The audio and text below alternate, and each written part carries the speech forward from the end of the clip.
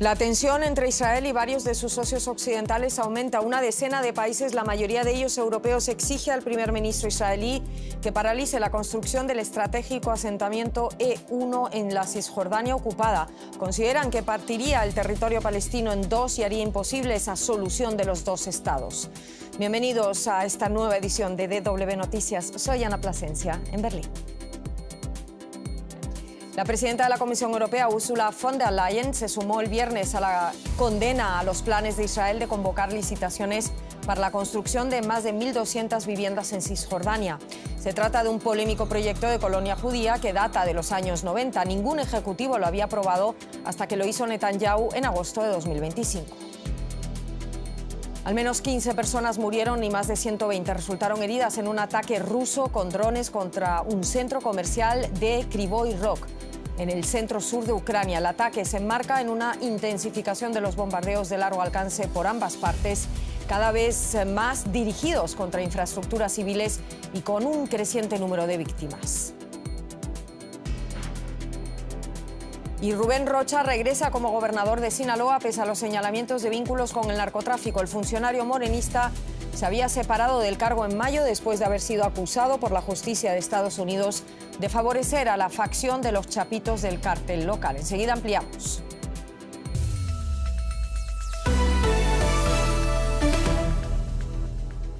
Los gobiernos de Francia, Reino Unido, Alemania, Italia, Bélgica y España, entre otros, condenan los planes expansionistas del Ejecutivo de Israel en Cisjordania. La reacción europea llega tras el anuncio del gobierno israelí de una nueva licitación para construir más de 1.200 viviendas dentro del controvertido proyecto E1. La construcción de esos nuevos asentamientos supondrá a efectos prácticos la división entre el norte y el sur de la Cisjordania ocupada y el aislamiento de Jerusalén Este del resto de territorios palestinos. Una declaración conjunta firmada por Francia, Reino Unido, Alemania e Italia califica la licitación de inaceptable y exige al gobierno del primer ministro Benjamín Netanyahu de retirar inmediatamente esos planes. Los gobiernos europeos no han concretado, sin embargo, si tomarán o no medidas si Israel hace oídos sordos. El gobierno de Netanyahu rechaza las críticas. Tanto el ministro de Finanzas Smotrich, el de Exteriores Sar, defienden el derecho de los israelíes a vivir en esa zona. Maya Siminovich, en Tel Aviv, te saludo. Maya, ¿cómo ha respondido el gobierno de Netanyahu a las presiones de Europa y qué margen tiene para dar marcha atrás o no?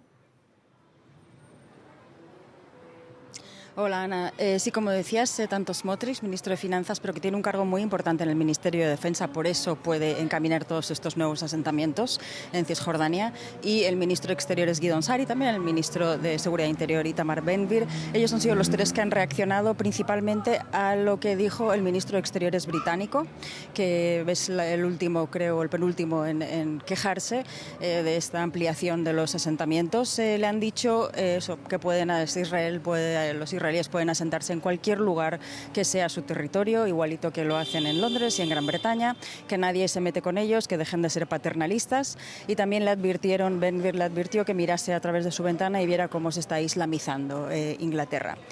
Estas son las respuestas, que tampoco es una gran o ni alta diplomacia, pero es más o menos la postura israelí de este gobierno, es de no se metan con nosotros hacemos lo que nos da la gana en este territorio. Es precisamente en este territorio, que es la zona C de Cisjordania, en el que Israel tiene planificado, además lo dice de manera muy abierta, seguir edificando y seguir asentando y al final anexionarlo.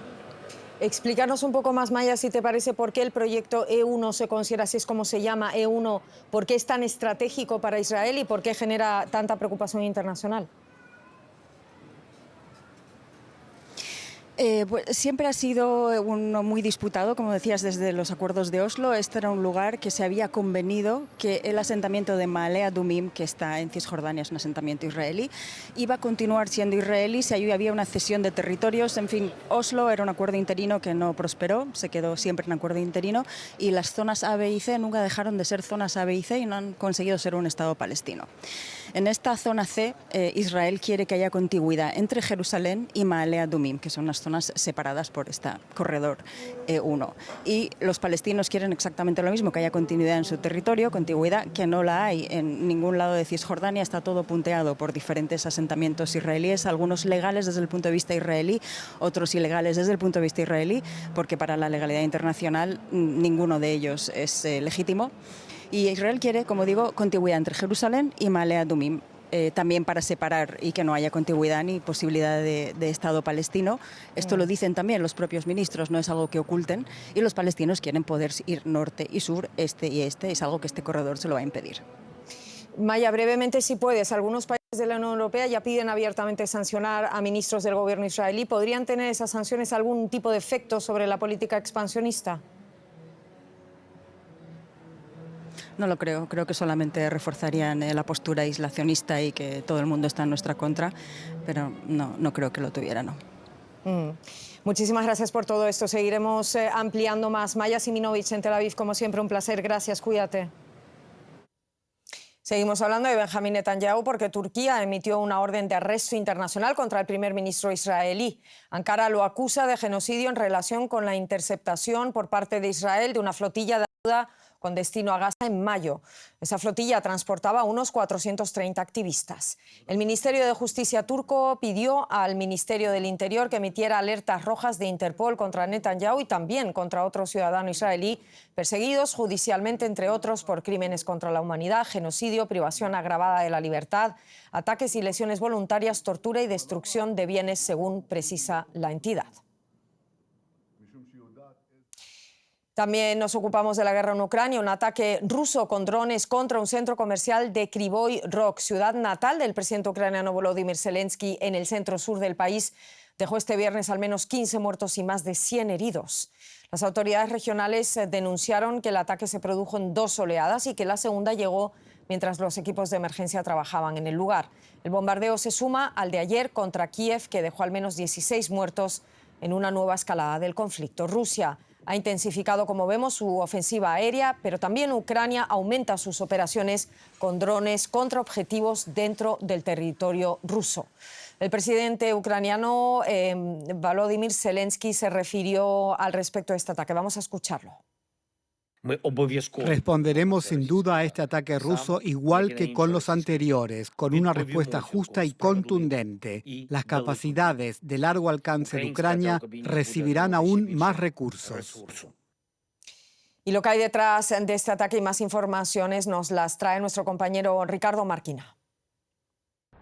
Las autoridades de Kiev califican este ataque como un atentado terrorista por varios motivos. El primero y fundamental es que ha sido un ataque con drones a plena luz del día contra un centro comercial abarrotado de familias, ya que los atacantes sabían que iba a estar repleto, porque estamos en el penúltimo fin de semana antes del comienzo del curso escolar y es cuando las familias suelen aprovechar para comprar el material necesario para el comienzo del curso de sus hijos. Por otra parte, se ha vuelto a utilizar el llamado double tap.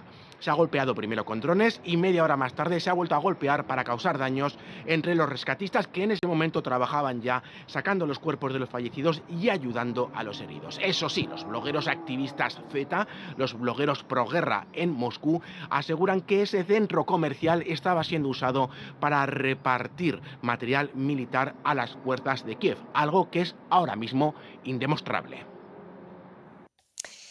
En Estados Unidos el gobierno ya está devolviendo el dinero de aranceles y nos lo cuenta Andrés Blumenkrantz en La Economía. ¿Qué tal, Ana? Así es, más de 40 empresas que integran el índice SP500 de Wall Street han declarado reembolsos de aranceles por casi 10.000 millones de dólares, de los cuales al menos 2.100 millones ya fueron cobrados. En total, la Oficina de Aduanas aceptó solicitudes por casi 130.000 millones de dólares, solicitudes de reintegro, por supuesto, todo después de que la Corte Suprema de Estados Unidos invalidara parte de los aranceles impuestos por Donald Trump.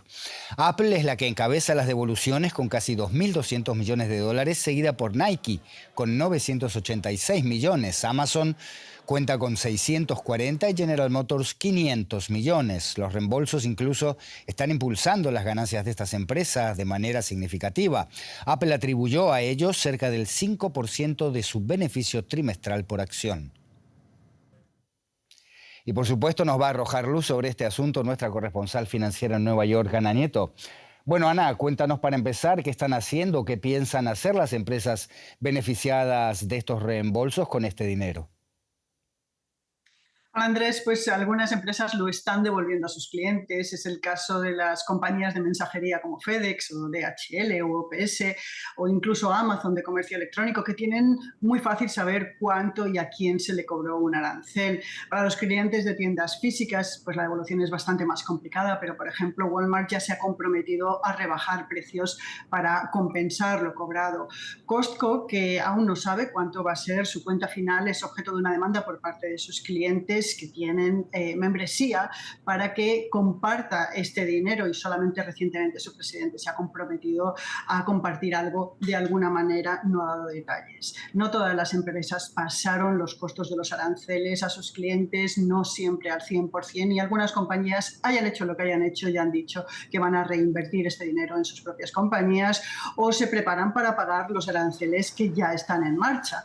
El dinero, no obstante, está llegando a la economía y se calcula que va a añadir varias décimas porcentuales al crecimiento del PIB en el tercer trimestre. Ana, la administración Trump acaba de anunciar la cancelación temporal de los aranceles a la carne de vacuno. ¿Cuáles son los detalles de este cambio que interesa en nuestra región especialmente? Sí, claro, los altos precios de la carne de vacuno, que es la carne para la hamburguesa preferida, han llevado a la administración a tomar esta medida que rompe con su programa comercial. El presidente ha anunciado que durante 3 meses no impondrá aranceles a la importación de la carne de vacuno, una medida que va a afectar a 300.000 toneladas métricas de carne. Además, Trump dice que ha acordado con importadores reducir el precio un 25%. Veremos cómo se va a trasladar esto a los clientes, porque al final son las tiendas quienes ponen los precios. No se ha detallado de dónde va a venir esta carne, aunque normalmente Argentina y Brasil son los grandes mercados. Esta excepción sobre estos aranceles que han disparado la inflación se conoce cuando apenas estamos a 3 meses de las elecciones de medio término y la popularidad del presidente y de su partido es muy baja por los problemas que ha generado, sobre todo la inflación y la falta de asequibilidad. La medida, desde luego, no ha gustado a los rancheros del país porque dice que a ellos no les ayuda con sus problemas en los ranchos y las bajas cantidades de vacas que tienen. Gracias, Ana Nieto, en Nueva York. Buen fin de semana. Igualmente. Y también las empresas alemanas han comenzado a recibir importantes devoluciones por los aranceles estadounidenses anulados por la Corte Suprema. En total, los reembolsos superan los 790 millones de euros, de acuerdo con datos proporcionados por las compañías involucradas. La empresa de distribución y logística DHL recibió de las arcas estadounidenses 416 millones de dólares. Siemens Healthineers, de tecnología médica, 200 millones. Las biofarmacéuticas Sartorius y Dräger, 26 y 22 millones de dólares respectivamente.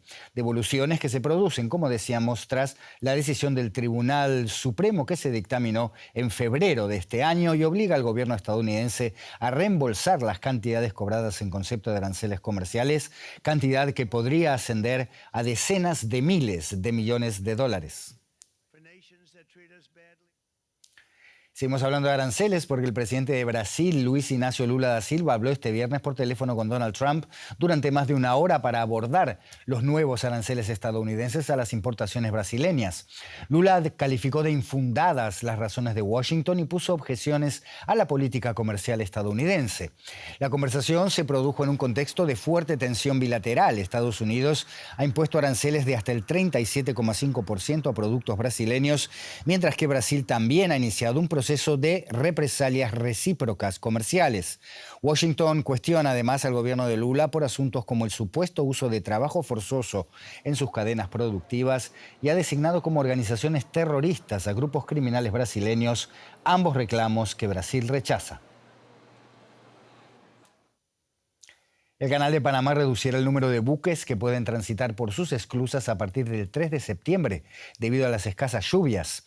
Los cupos diarios bajarán de 11 a 9 barcos en las esclusas Neo-Panamax y de 25 a 23 en las Panamax, una medida que podría aumentar los tiempos de espera para los barcos sin reserva y encarecer los precios del paso. El canal aportó cerca de 3.000 millones de dólares a las arcas panameñas en el ejercicio fiscal 2025, por lo que una reducción prolongada del tráfico también supone un riesgo para los ingresos del país. Ya vuelvo con ustedes con más información, Ana Plasencia. Gracias, Andrés.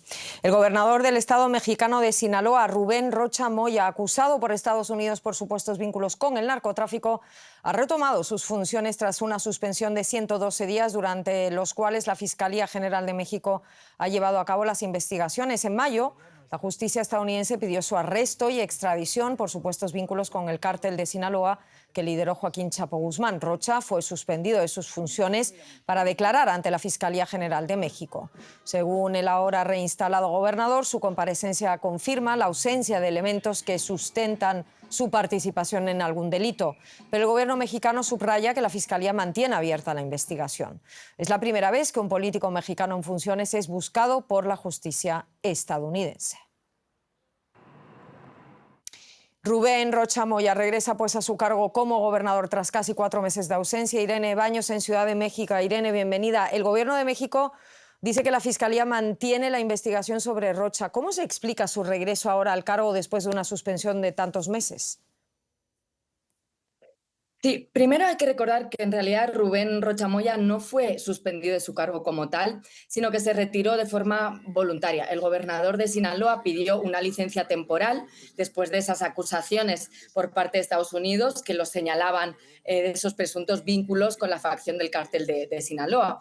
Él aseguró que se retiraba para no dañar a su partido y siempre sostuvo que esas acusaciones eran falsas por parte del gobierno de Donald Trump para desestabilizar al gobierno mexicano. Durante ese periodo de pausa, Rocha declaró ante la Fiscalía General de la República y él asegura ahora que la investigación no encontró pruebas de conducta penal en su contra. Por eso, bajo ese argumento, ha decidido regresar ahora a su cargo en una decisión que la presidenta Claudia Sheinbaum ha descrito de carácter personal, desmarcándose así un poco de este paso.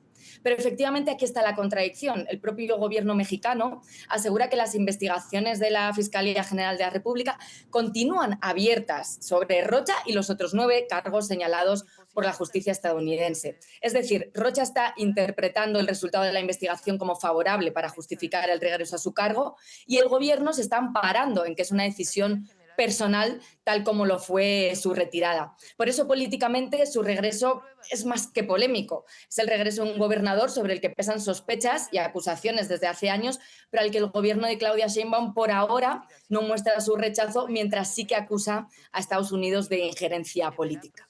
Y lo que tendremos que ver es lo que sale de esas investigaciones, supongo. Me pregunto, Irene, ¿puede el retorno de Rocha al gobierno de Sinaloa generar fricciones diplomáticas entre México y Estados Unidos, aunque tú hables de que sea una cuestión personal o que así la vende, por así decirlo, Claudia Sheinbaum? Sí, y de hecho el caso ya es una fuente de tensiones muy fuertes entre ambos países. México está permitiendo que vuelva al cargo un gobernador al que Estados Unidos acusa de favorecer los intereses del narcotráfico a cambio de apoyos y favores políticos. Claro, Washington podría interpretarlo como una clara señal de que el gobierno de Sheinbaum no está tomando suficientemente en serio sus acusaciones y reforzar, por tanto, la presión en materia de seguridad hacia su país vecino, justamente esa injerencia de la que se queja el gobierno mexicano. Por otro lado, este gobierno de Claudia Sheinbaum insiste en que defender la inocencia de Rocha Moya, hasta que no se demuestre lo contrario a través de pruebas sólidas, es una cuestión de soberanía nacional frente a esos intentos de intervención por parte de Estados Unidos en suelo mexicano. Ahora, también es importante recordar que las sospechas sobre la vinculación de Rocha con el cártel de Sinaloa no empezaron con la acusación estadounidense de este año, sino con sospechas por la intervención de los Chapitos, esa facción del cártel de Sinaloa con el que se le relaciona, ya en las elecciones de 2021 que le otorgaron precisamente el cargo al actual gobernador Rocha Moya. Por tanto, seguramente esta situación va a reforzar las fricciones existentes entre ambos países, entre México y Estados Unidos, más que provocar una nueva crisis diplomática. Pero claro, todo dependerá también de la respuesta del gobierno de Donald Trump ante este nuevo cambio de escenario. Muchísimas gracias por todo esto, Irene Baños en Ciudad de México. Un saludo, gracias. Más cosas. El gobierno colombiano elevó este viernes a 321 el número de víctimas mortales por el terremoto que sacudió el país el pasado 10 de agosto. La Autoridad para la Gestión del Riesgo de Desastres detalló además que aún hay 257 desaparecidos. Las dos zonas más afectadas del país son Cali y Pereira, capitales de los departamentos de Valle del Cauca y Risaralda, respectivamente. Este ha sido el terremoto más fuerte que ha sufrido Colombia en el último cuarto siglo. Nuestra compañera Juliana González nos amplía informaciones desde Pereira sobre medidas puntuales de ayuda y también sobre las últimas declaraciones del presidente. A nivel local hay programas muy concretos. Por ejemplo, aquí en la ciudad de Pereira está el Techo Digno, una iniciativa de la alcaldía para techar aquellas casas que se hayan mantenido en pie pero que hayan perdido el techo durante el terremoto. También se han anunciado subsidios de arrendamiento y un capital semilla para los vendedores ambulantes, es decir, trabajadores informales que estaban registrados ante la alcaldía de la ciudad. A nivel nacional, el Ministerio de Vivienda, que será el encargado de reconstruir más de 150.000 edificaciones afectadas, ha dicho que destinará 100.000 millones de pesos, estos son 32 millones de dólares para subsidios de arrendamiento. No se sabe cuál será el monto exacto aún hasta que se termine el censo que continuará hasta el 30 de septiembre, lo ha dicho esta entidad. A nivel político, sin embargo, hay otra conversación y tiene que ver con esas declaraciones del presidente Abelardo de la Espriella, cuando en su alocución dijo, y aquí cito, Dios decidió ponernos en esta prueba tan dura y en su sabiduría lo hizo justo el día que comenzó mi mandato. La crítica es, por supuesto, que toda esta tragedia que ha dejado miles, centenares de miles de damnificados, 319 muertos, se haya convertido o se convierta en una prueba de su propio gobierno. En Argentina se suceden los casos de malos tratos en residencias de ancianos y en el ámbito familiar. En Buenos Aires, la Defensoría de la Tercera Edad recibe entre 200 y 400 denuncias cada día por motivos que van desde dificultades económicas extremas hasta negligencias en los cuidados. Encuestas globales evidencian que 1 de cada 4 adultos mayores sufren violencia, pero también en la capital argentina ejemplos positivos de jóvenes que les dedican su tiempo. 28 de agosto es el Día de la Ancianidad en Argentina. Desnutrido y abandonado, así estaba Abel de la Nava, de 92 años, después de pasar un año en este y en otro hogar clandestino para ancianos en el Gran Buenos Aires, periferia de la capital argentina. Me pegaron desde que entré hasta el fondo, y bueno, eso fue bravo, ¿no? Me pegaron un día, me pegaron 2 días, ya al tercero dije, no, acá no va esto. Esa fue la experiencia en el primer hogar. Luego se mudó a otro donde tampoco tuvo un trato digno. Por eso su sobrino acudió a la justicia. No le daban de comer, no le suministraban los remedios, está todo en la causa judicial también. Así que el grado de abandono era terrible. Solamente le daban 4 pastillas de clonazepam para hacerlo dormir. El peso de él de siempre, 69, 70 kilos. A mí me lo entregaron con menos de 40 kilos, estarían 38 kilos aproximadamente, con una neumonía terrible.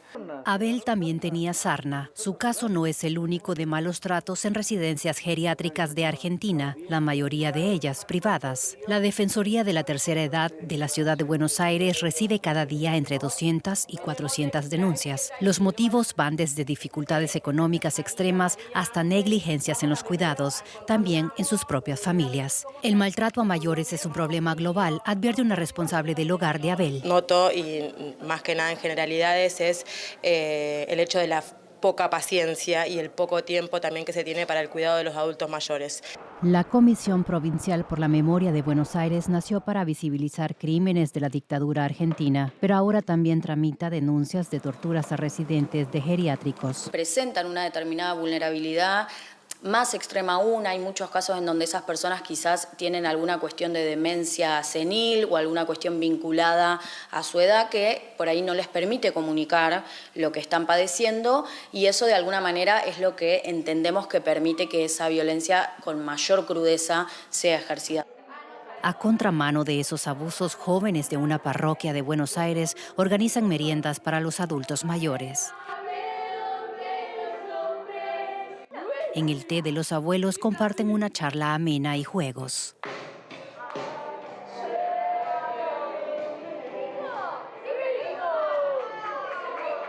este espacio surge primero para poder acompañar, ¿no?, a los abuelos que están acá en el barrio. Muchos sabemos que están solos. Le hago el rato, le hago por ahí la salida del día, porque ya muchos no salen de su casa. Mucha soledad hoy en día, mucho maltrato, y siento que podemos cambiar un poco la historia. Se puede hablar de acuerdo a la edad que tenemos, es ameno. Me encontré quienes nos servían y con tanto amor, con tanta alegría, la juventud que viene, es para no dejar más. Son personas excepcionales, con mucha energía, con mucho positivismo, te tratan con un amor, con un cariño que se agradece. Otro trato con los adultos mayores es posible. En la medida en que envejece la población de Argentina y del resto de los países de América Latina, crece el desafío de tratar mejor a los adultos mayores, desde sus condiciones materiales de vida hasta su bienestar emocional. Qué bonito. Otra cosa completamente diferente, y es que científicos climáticos británicos advierten de que el fenómeno del Niño podría convertirse este año en el más intenso jamás registrado. Los efectos de este episodio climático, combinados con el calentamiento global, podrían desencadenar fenómenos meteorológicos extremos en distintas regiones del planeta y contribuir a que 2027 se convierta en el año más cálido de la historia.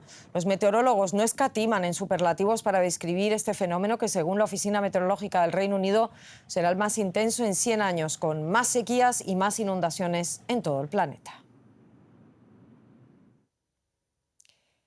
La Corte Suprema de Estados Unidos ha dado luz verde de forma temporal a la continuación de las obras del polémico salón de baile que Donald Trump, el presidente estadounidense, quiere construir en la Casa Blanca. El máximo tribunal suspende así una orden de un tribunal de apelaciones que exigía detener esos trabajos al considerar que el proyecto necesitaba la autorización del Congreso. La administración Trump alegó motivos de seguridad nacional y aseguró que el complejo militar que acompañará al salón requiere que esas obras continúen. El proyecto, ahí lo ven, valorado en unos 400 millones de dólares, lleva ya un 65% completado.